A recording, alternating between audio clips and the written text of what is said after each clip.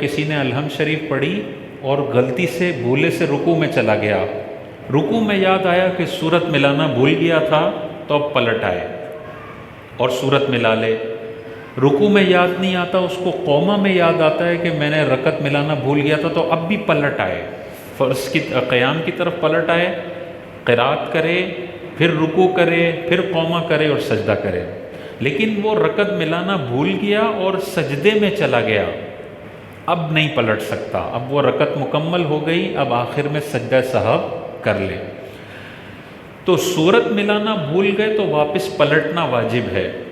اور دعائے قنوت بھول گئے تو پھر پلٹنا لازم نہیں ہے بلکہ نماز کو جاری رکھنا لازم ہے، ٹھیک ہے؟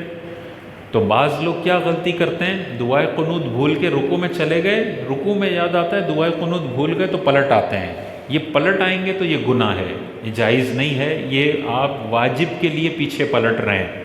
یہ جائز نہیں ہے۔ لیکن قرات کے لیے اگر آپ پیچھے پلٹتے ہیں تو وہ جائز ہے۔ اسی طرح دوسری رکعت میں اتحیات کے بعد آپ کو تیسری کے لیے کھڑا ہونا تھا، آپ دوسری میں بیٹھنا ہی بھول گئے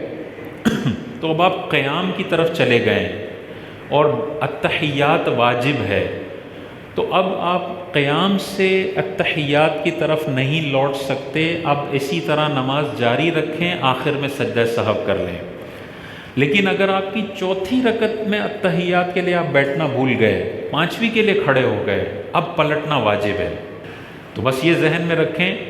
الحمد بھول گئے، سورت بھول گئے تو آپ نے پلٹنا ہے سجدے سے پہلے پہلے، دعائے قنوت بھول گئے آپ نے پلٹنا نہیں ہے۔ قاعدہ اولیٰ میں اتحیات پڑھنا بھول گئے، کھڑے ہو گئے، آپ نے پلٹنا نہیں ہے، اور چوتھی رکعت کا قاعدہ بھول گئے تو پلٹنا ہے آپ نے۔